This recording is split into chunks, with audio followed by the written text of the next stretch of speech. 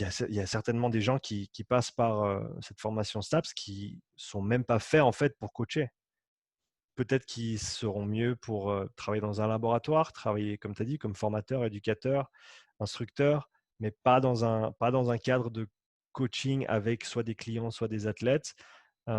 Et ça, on ne s'en rend pas compte avant d'avoir été confronté à la réalité du terrain. Et ce serait con quand même. Combien de temps c'est STAPS? 2, 3, 4 ans? Alors on a la licence en Ouais, 3 ans. ouais.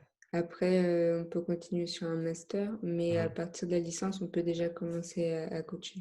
Voilà, donc tu as 3 ans de ta vie où tu passes à étudier tout ça.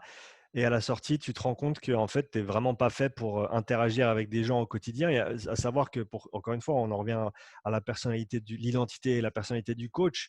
C'est que il y a des personnes qui sont très, très introverties, ce qui n'est pas un défaut, hein, c'est juste un trait de caractère. Et pour qui ça convient pas du tout de devoir interagir de manière émotionnelle avec des clients ou des athlètes toute la journée.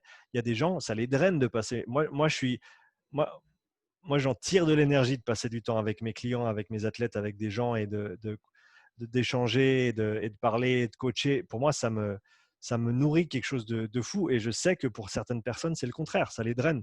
Alors, si c'est le cas, est-ce que c'est la réalité dans laquelle cette personne veut vivre et être misérable tous les jours parce qu'elle doit prendre sur elle pour être présente émotionnellement avec ses clients, ses athlètes? Euh, et ça, c'est des réalisations qu'il faut faire plus tôt que tard. Et donc, comme tu as dit, de vraiment pouvoir se rendre compte de manière concrète, est-ce que je suis fait pour ça? C'est super important.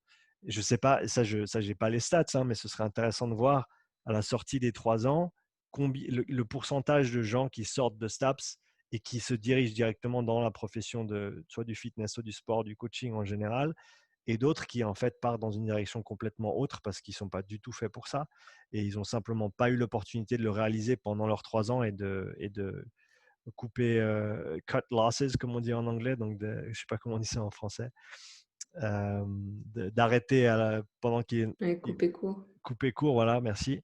Merci pour ça. Couper court et simplement se diriger vers quelque chose d'autre. Donc, il faut avoir ces expériences, il faut aller chercher. Et comme je t'ai dit, il ne faut pas attendre que, si ce n'est pas dans le cadre de l'école, il ne faut pas attendre que l'école te donne l'autorisation ou te dise que c'est bon.